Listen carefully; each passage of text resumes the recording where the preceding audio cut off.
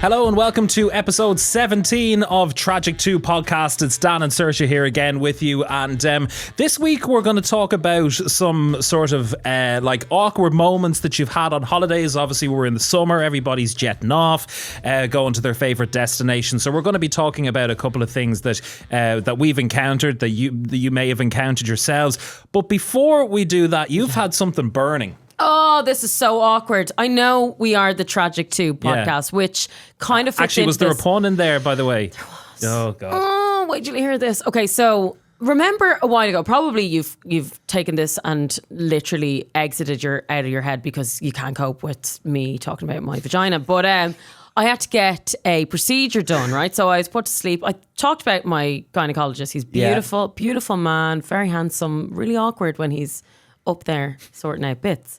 But anyway, had to get a biopsy done, okay, of the cervix. Mm-hmm. I was waiting for the results for ages. I was like, oh my God. I had told everybody because I don't keep anything to myself, no, you know. Don't. So I remember going into Tesco and I'd let the guy at the checkout, because I go there all the time, I let him know that I was waiting on a biopsy. You let the guy in Tesco know? Yeah. He's like, how are you? I was like, actually, you know what? I've gone for I just had a biopsy done of the cervix there. So yeah, like I could be better. Hopefully it comes back okay. Like a big queue of people. He's there looking at you going... Yeah, he's like scanning my Cocoa Pops. Yeah, like, have you got your club card there? Like, yeah. Well, I'm not going to lie to him and say everything's fine. I can't do that. I'm very honest. I know I'm missing that part of my brain where I feel embarrassment. I really am, and it's worrying. It is actually worrying. But anyway... He probably had to go to counselling that day. Well, no, he kept asking me every time I saw him. He would say, how's your cervix? Have you got your biopsy results back? And I was like, actually, no. I knew that they would take a few weeks, so I didn't think too much into it. And then I thought, okay, it's getting too far now. It's gone now at this point, I think 8 weeks, so 2 months. I need to get this checked. So I rang the receptionist and she said, oh, we actually sent that to your doctor, the results to your doctor. Do you want me to send that to your email? I said, yeah, that would be great. Told her my work email. Okay. Now I work as a franchisor. Mm-hmm. Okay. A franchisee, sorry, to a main franchise. Yeah.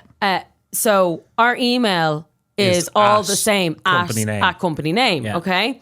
So anyway, she said she sent this to me and it was late. It was about nearly 6 o'clock of a Wednesday. And I thought, okay, still didn't come through. Getting a bit anxious now. I was like, she said she sent it. And I didn't want to ring her back to annoy her. So I was like, maybe I'll get it tomorrow. It wasn't in my junk mail. I was like, right. Didn't arrive. So I was like, okay, I'll ring my doctor. Ended up getting the results. They were all fine. Brilliant. Didn't realise she had spelled my name wrong. Okay, so she spelt my name SOA. Oh, yeah, okay, right, yeah. At my company name. And so because it bounced to the owner of the franchise, who's a man in his 60s. Okay, so she had actually sent him the letter of everything about my cervix. Oh, no. I don't know if you want me to read it out to you. This was sent to Vincent, who's the owner of the franchise. So he then emails me saying, hi, Sursh, I don't know if I was meant to see this information. This was sent on by what looks like your gynecologist to me. And it was like big, huge letter saying, dear Sursh, we did a biopsy on your cervix. It looks great. It came back normal. Thank God it came back normal. Yeah, because if it didn't, I'm like, he knows I'm in bits now. And I know I'm in bits. We're all in this together. The whole letter. And I went into complete detail about like some cervical erosion I had, which meant like random bleeding. These polyp things on my cervix that were bleeding. So I'm just being honest. But he saw all of this. So he knew the ins and outs, quite literally, of what was going on. But I emailed back saying, oh, lol. I said lol. Lol. And I was like, lol, you probably didn't want to see that. And like, covering up like, anyway, hope all is well. Nothing. He has not replied since. He's probably still vomiting in a bucket. But yeah, anyway, my cervix is great. Your cervix is great. All is fine. That's been episode 17. Yeah. We just wanted to drop by to tell you that Sursh's cervix is doing great. My cervix is brand new. It's basically it's like it's been born again. Okay. A born again cervix. Born again cervix. I think he had to laser some shit off inside. I don't know. Anyway, it looks fucking great now. Okay. Not that I can see inside, but he had shown me images, you know, like they took the computer images inside and it all looks nice and clean. So there you go. You've painted an image in my head that I am never, ever going to be able to get rid of. Daniel, why are you not into women? I don't understand. I never understood that. Maybe the last 5 minutes. Anyway, I just thought you'd find that funny. I found it. It is tragic. It is tragic because he's ignoring me now. He never wants to talk to me ever again. So there you go. Hope your week was slightly better than that. Well, so I've recently been on holiday, right? It's a total fucking dive. Yeah. I've been on holiday, as I was talking about a couple of weeks ago. Jeez, I need to get the water away. I've been... Sorry, okay. You painted an image. I was on holiday, as I said a couple of weeks ago. I was going on a fitness holiday. Yes. With the great crew. Doesn't sound like a holiday. Oh, but you know what it was? Fitness holiday. Brilliant. Who wants to go on one of those? So, my phone. I deleted Gmail off my phone because I was like, no work shit, I'm away, go away from me. Yeah. Each day, left my phone up in the hotel room. Yeah. Didn't want to know. Yeah. Couldn't care less. There was 12 of us, so I had company. Yeah. So, which felt in like, if you do a bit of a detox for a couple of days, it actually feels amazing. Your head actually completely clears up, and I felt magnificent coming home. I felt like a brand new person. So did this fitness holiday with Jared Conroy Fitness, and a fantastic group of people I got to know over there, and really good crack. The workouts were fun. I actually really enjoyed them. Okay, each to their own. Yeah. And you know, the time we spent together and whatever, it was brilliant. We had a great night out. Blah. During one of the days, we had come from doing one of the workouts. Yeah. And there was just sweat dripping out of me. So I said, right, I'm going to need to go for a shower before I do anything else. So up I go to the room. Now, were you on your own in the room or were you sharing with somebody? No. I had a room to myself. Okay. Room to myself. Nice. So up I go into the shower, had some tunes on, having myself a great time. And yeah. Are you one of those people, though, that will stand in front of the mirror? Like I do this, right? I'll get into it. Yeah. You'll have your shower and then you'll kind of walk past the mirror and go. Now, I don't do it naked because I don't like what I see in the mirror, but I'll put on some underwear maybe, and I'll pull down the blind and I'll put on a tune, and then I'll be like, I'll just do a little dance. I'll start a little dance now. Do a bit of a jig. Do you do that? A bit of a jig. I'm always wondering, am I the only one that does that? No, obviously not. So, obviously... Now, this was more than a hotel room. This was like an apartment. Yeah. Right? It was massive. So I come out of the bathroom, having had my shower, and I have a towel around me, but my feet are still wet. So I'm still standing on the little bath towel. Oh, yeah. Right? And I'm there going, I could really my room was just across the way. So what I did was, still standing on my bath towel with a towel around me, I did a little shimmy across the floor, right, with my feet to get from bathroom to bedroom. Yeah. As I was in the middle of bathroom to bedroom, so middle of the floor, trying to do a shimmy into the room, the door opens. Your apartment door opens? Apartment door opens. Oh. And it's the turn down team. Oh, no. A woman with a maid and a trolley. No, they didn't knock. Nothing. I didn't hear it, like, because I had my tunes blare. But like, even at that, surely you hear, okay, there's somebody there. In there. Yeah. Let's give it a minute. Yes. Yeah. So I am with towel around me. Yeah. Shimmying and like nothing underneath the towel. So like completely stark bollock naked under the towel. Yeah.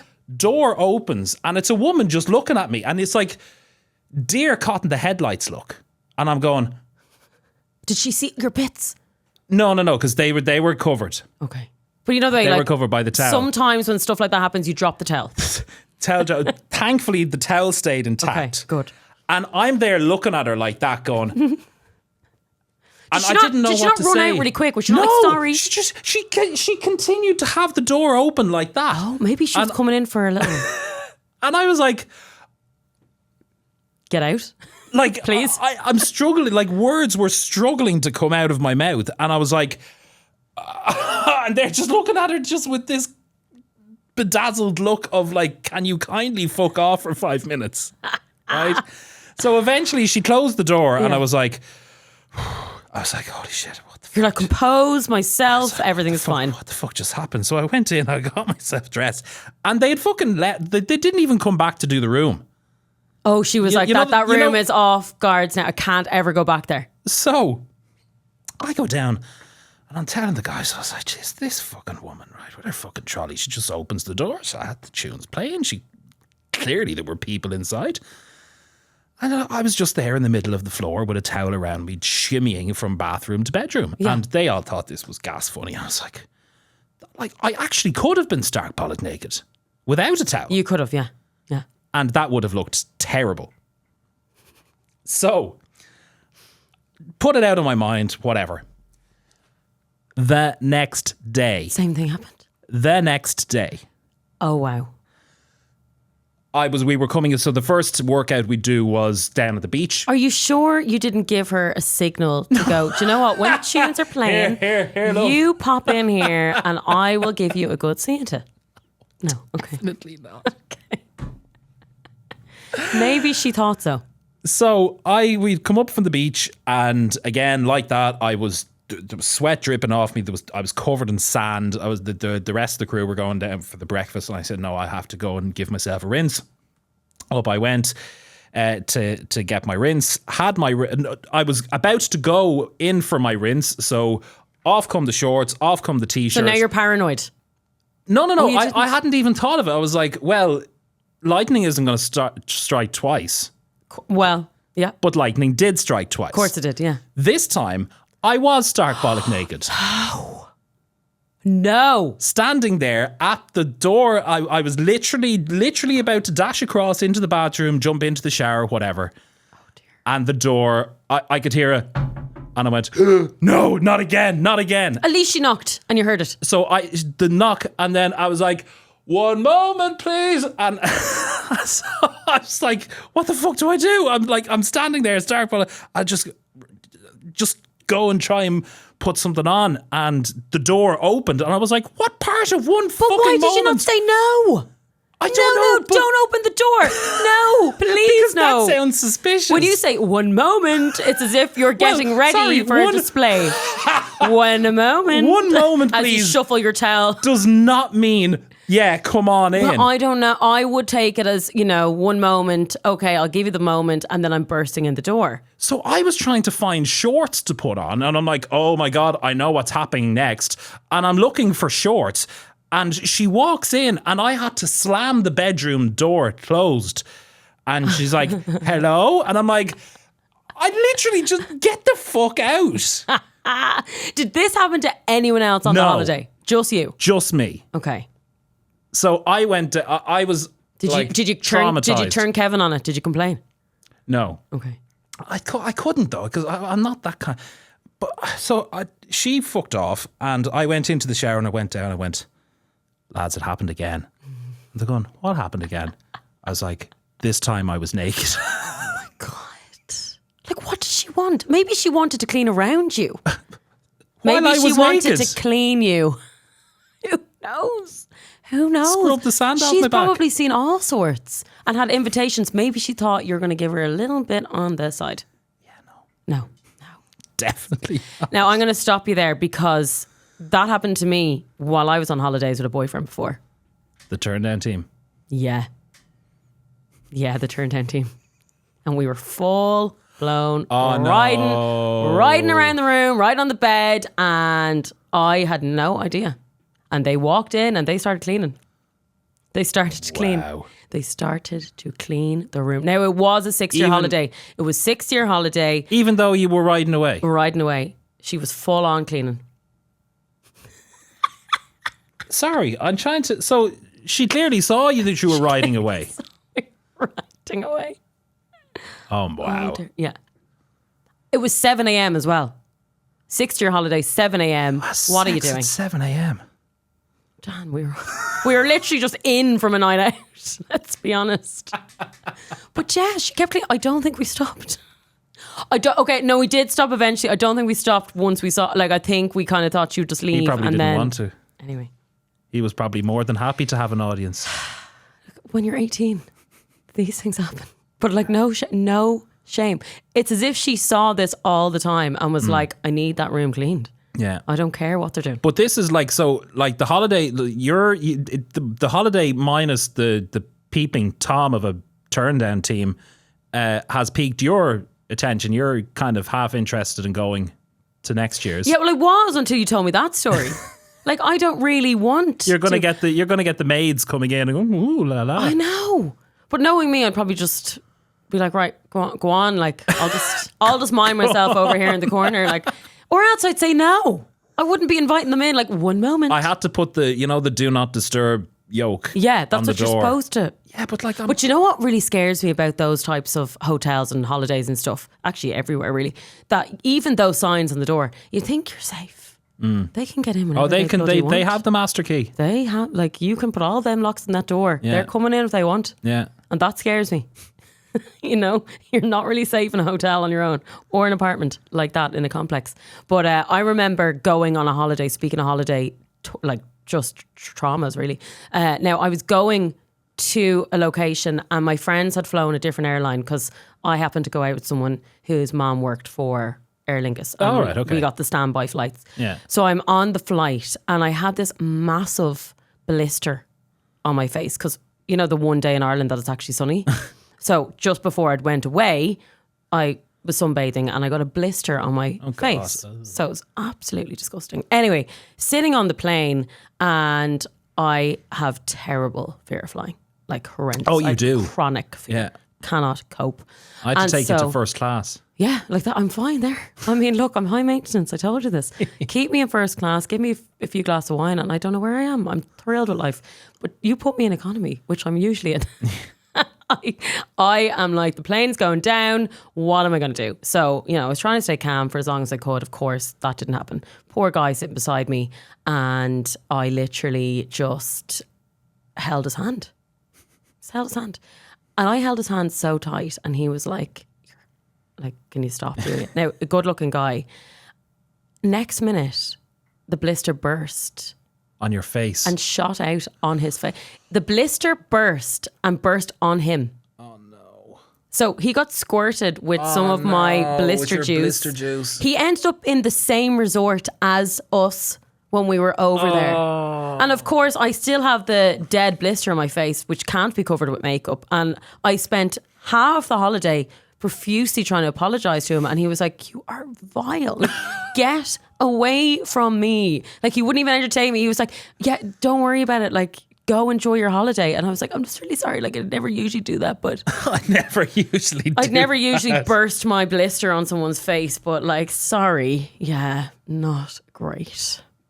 Bit of a disaster. I mean, yeah, no, your flight, like our flight coming back from holidays together, you were sat opposite the flight attendant in the jump seat, and you chatted her the whole time going up, but making sure that you stuck in the part that you were afraid the plane was going to crash. Stop. Any turbulence, I cannot deal. Can't deal. But then you saw recently there was a plane that went big drop. Yeah. They tell me turbulence is normal. Somebody it's not died normal. on that plane. Exactly. Yeah. That could have been me. See, I don't like flying. I really don't. That was like, I'm okay with flying, but there's certain, like, landing I hate. Oh, I love that. I'm like, we're down. This is fine. We're getting off. This is great. I hate landing. Absolutely can't, but okay other than that. But that was a news story the day before I flew to Portugal. Yeah. For the fitness holiday. And I went, this is the news story I could have actually done without. I know. But look, you always have stories when you go traveling abroad.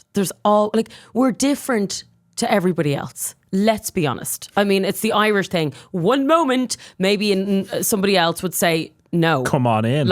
Or come on in, whichever you're into. I remember going on, it was meant to be a J1 to the States with the girls. I didn't actually do the J1 because I didn't go to a proper college, obviously.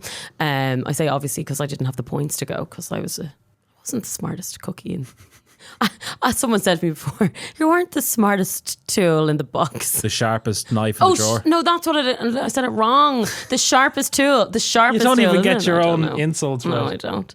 But anyway, so I was working, so I got 2 weeks to go over. But, we were 2021. Some of us couldn't get into like clubs and stuff because, we'd been drinking for 3 years here. And then you go to the States and it's like, oh no, you're underage, which try tell a group of Irish kids that doesn't really go down very well.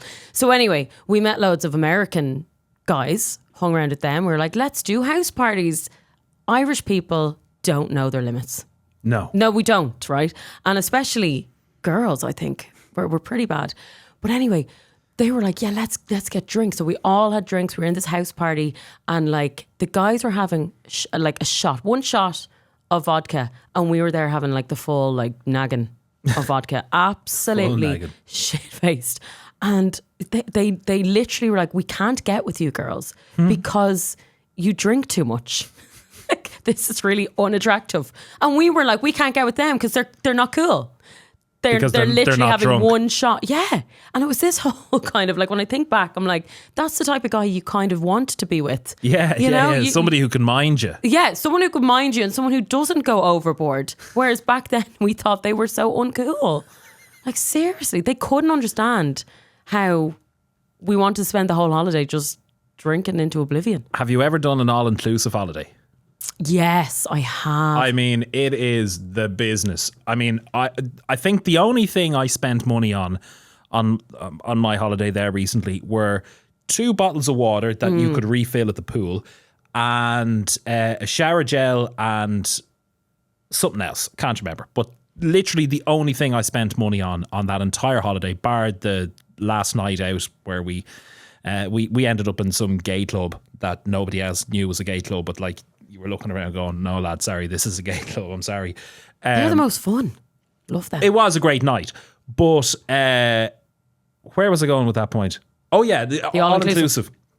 Brilliant thing. Like, I'm not sure if this is anywhere or everywhere that has all-inclusive, but we'd be going to the bar, like we'd be sitting at the pool, we'd go up for like a sangria or like a vodka and 7-Up or whatever, and so like here you get a shot like the tiny little pub measure. Oh, there they just whatever. Yeah, free pour. Sure, like I know that's all inclusive, but like if you go to somewhere like Spain, a glass of wine is €1 or a pint of beer. But like we were getting drinks and like you couldn't taste the mixer, whether it was Coke, whether it was Fanta, 7-Up, whatever. Yeah, you couldn't. There was, and you know when there's too much of there's too much spirit, you can actually see it. Yeah. And you were looking at the glass going, holy shit. So you were down in that and going, oh, that rotten. And then you go back up again and it's like, okay, so he pour and you go, okay, that's enough. And so he'd tilt the bottle back, but then he'd start pouring again. And I'm like, but see, that's the thing with all-inclusives. I was the same. You literally challenge yourself to eat and drink as much as possible because you're like, I paid for this. On a fitness holiday, this was quite counterproductive. Yeah. Because there was one of the other trainers, Aaron, a fucking fantastic young man, right? He has the consistency of an ox. Okay. Right? He can put away any amount of food, but not look like me if I put down the similar amount of food. No, I don't think so. I really hope not, Aaron. Sorry. But this guy is shredded to pieces and like an amazing body. Yeah. Like he's worked really, really hard. He probably shits 5 times a day though, which is gross. He probably does. Like, you can't hold that much food. And he'd come down to the table and he'd have a look, and so, like obviously the meals were like the sort of buffet style, so you were taking as much as you wanted. Yeah. And he'd go out, and the first thing he'd come back with were the desserts. The first thing he'd come back with. The first thing he'd come back with. So he went backwards. He went dessert, dinner. Well, he didn't eat backwards. He went, oh, that looks amazing. I'm going to take myself a couple of slices of this, and at least I know that it's there and somebody else isn't going to steal them. So then he'd go and he'd get the actual dinner, and he would just like we were doing like little bits, and like we were going back up for little bits. Yeah. But his was like, no, I'm having all of the food. Okay. And fair play too. Looks like if I put away the amount of food that he did, like, I mean, that's, you know, some people just get away with it. Some people just do get away with it. How do you do that? But I went on an all-inclusive holiday as well before. And I went with a boyfriend. And again, I have, what's the word? Like OCD, I think. Is it OCD? Obsessive. Yeah. Where disorder. I don't know. I get obsessed with things. Yeah. Is that what that is? That's probably OCD. Obsessed with things. So if it's all-inclusive, I will challenge myself to eat as much as possible. Instead of just being like, calm down. Just eat like you normally would and all will be okay. So like that, like your friend, I just kept eating. And I kept eating. One night we just kept going back for more because it was like, well, it's free. Let's just keep going. To the point where, now, I've never suffered from an eating disorder, and this was not bulimia by any means, but I ate so much that I had to vomit. Oh, God. I ate so much that I vomited. It does stick with you. I found that I was getting heartburn. Yeah. And I was like, But why do you do it? You eat till you're uncomfortable. Yeah. Because you feel because like you it's can. there. Yeah. And you start telling yourself, when I go home, this food won't be here anymore. Yeah. So it's like, get well, into it. I've paid good money. Yeah. Keep it going. To be able to eat whatever I want. Yeah. Yeah, the next day coming back with a bowl of fucking fruit and fibre in front of me was very grim after I come home. No, I lost a run of myself on those all-inclusives. Like, they are really good, they are fun, but you make friends on holidays. Do you ever do this? Yeah. You make friends, but you never see them again.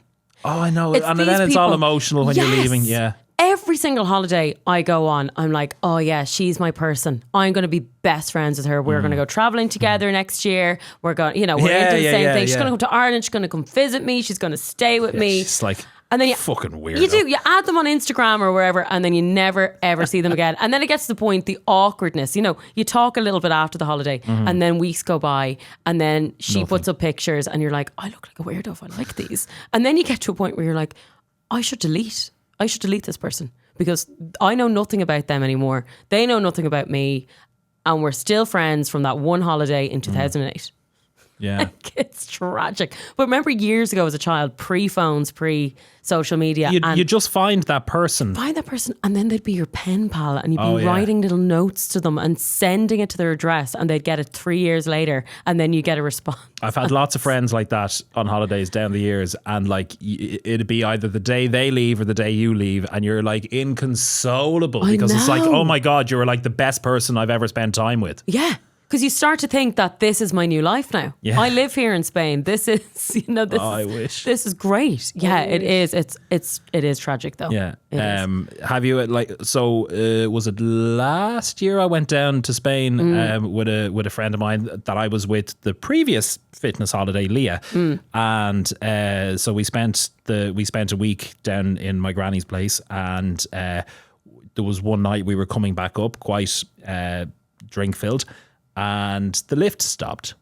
Now, I am claustrophobic at the best of times. And I you know that, these lifts. I know those lifts, and I have panicked in those lifts because what floor 14. Are you on? 14 floors. Yeah, it takes ages to get up there. And it's rattly, and you just it's hot. Jesus. It's warm. Yeah, it's very warm. Yeah. And it got stuck. And the lift got stuck. Yeah, between floors. Ooh. Right, so between floor, whatever it was, 10 and 11. Now, I don't know if you did this, but when you're in a moment of panic like that, and there is that bell, the call bell, and you're nearly afraid to press it because that's the only hope of getting out. Yeah. And if no one answers, you're fucked. Yeah. She got down into a feeble position. Without ringing the bell? Without ringing. So, like, she's on her hunkers and she has her hands over her head. So she is ready to die. She is, like, saying her last goodbyes, yeah. She thought it's going to plummet down. Yeah. Now, to be fair, I did as well. I was in this kind of momentary, okay. Do you know what I would have done? Which would have been probably the worst thing? I would have done a bit of jumping and tried to get it moving. Oh, that would have plummeted it. Do you think? But then I ended up, so I pressed the bell, and then obviously, because I'm in Spain, it started talking Spanish to me. And I'm like, oh my God, we're actually going to die in this lift. Oh no. I'm going, problemo. And he's like, okay, and problemo, and like I just couldn't get another word out of my mouth. Eventually, the lift started. You could hear the sort of the motor in the lift again, and it started going down, as opposed to up where we were going. Yeah, it started going down. I'm like, is it working? Well, at least plummeting? It was moving.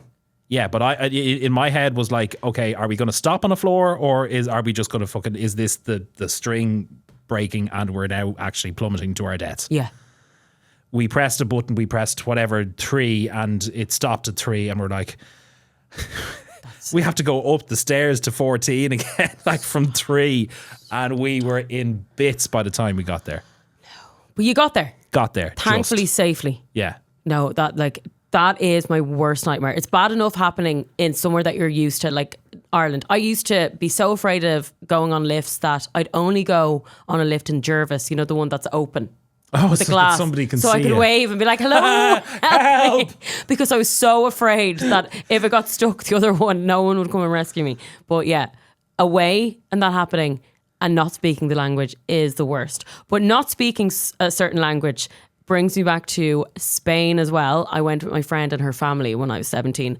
I was in my bratty era at that stage. Obviously, away from my own family, thought, this is amazing. I'm with my friend. Let's have fun. So her mom was really sound. She was with the younger 2 sisters in the apartment next door to us. So she let us go on nights out, but she was like, come home together. You know, okay, you know me well enough. My phone dies all the time. So battery died halfway through the night. I'd met this lovely German guy. So we had gone to the beach together and I just Did he want to show you the stars in the sea? He kind of did. I left my friend in the club, right? She was gone. And so anyway, my bag got robbed. Loads of stuff happened and we got lost. And she ended up going home saying, I've lost Sursh. I don't know where she is. And I was with some German guy. Couldn't speak any English. So I ended up going off, right? So went off. She didn't even enter my head, which is terrible at the time. I was just having a great time. And then he came across another group of Germans that he wasn't friends with. So then I was like, oh, the other guy's really hot in that group. So then I had 2 of them. I had a blonde and I had a brunette German. And I was like, and they were like, will we go back to a house party? I was like, yeah. Again, I've just disappeared off the face of the earth. No phone, no nothing. Not a word of German on you. Not a word of German. And I went back. And what did I say on the way back home to this house party to them? I was very drunk. I didn't know how to communicate with either of them. I started talking about Hitler. I brought up Hitler. And then... Wow. Holy shit. Now, do not... well, in fairness now, they were very angry. I'd say they were. And told me Hitler was not German. But I was convinced that Hitler was German. And I was asking, do they know him? And oh, no. do they have any ancestors that knew him? Did they like him? Did they think he was a good guy or a bad guy? You know, walking, me innocent 17. And now I'm with only about 10 German men, right? Going to this house party. And they're all ready to full on kill me. Like full on kill me. So not only have I no phone, I've lost my friend. I'm this Irish child walking around Spain with 10 German men. Asking Germans if they know Hitler. Yeah. How did I make it home? Okay, I don't know. Her mom still has not forgiven me. She hates me for doing that. I was like, I'm sorry, but you don't realise I nearly died. I nearly fucking died. You get that way on you specifically get that way on holidays. Like you fell out the window of a club while you were trying to get up into a DJ box. You fell out of a window. Fell out the window. I know. Yeah. It's not my fault. I mean, it is my fault, but I just get too loose, you know, that kind of way. I'm a bit too relaxed. I say things without thinking and I do things without thinking and I get into very strange, dangerous situations. Well, Hitler was a new... Yeah. That was, but isn't that bad? It is bad. It's the only thing I could think of. It is very bad. Bar Guten Tag. I had nothing else to say. You know, I had nothing. It just came to my head. God. I was like, what did I learn in history that, And then, they weren't happy. How do they let you out of the country? How do you stop at passport control in Spain and they see your name and like alerts not popping up on their screen? I don't know. I haven't tried to go to Germany since, so maybe you're a flight risk. Maybe I am. I know. I should probably just stay at home. Try a staycation this year. I stay at home and then I do weirder things. I start telling people about my vagina and everything. On a podcast. Yes. And in Tesco, I can't go anywhere. Anyway. Oh, well, I think that's where we should pretty much leave it. And again, actually, just before we go, I do want to thank all the guys that I was on holidays with, because there was about 12 of us and just ended up having a great time. So Ger Conroy Fitness Holiday was an absolute winner this year. Yes, that is where we leave this week's episode. A huge thanks to Dave O'Gara, as always, from APodcastGeek, for the studio and for basically all of the work while we just talk shit and kick our feet up. And yay for my clean vagina. Woo! And yay for your clean vagina. That is where we leave. Thanks very much.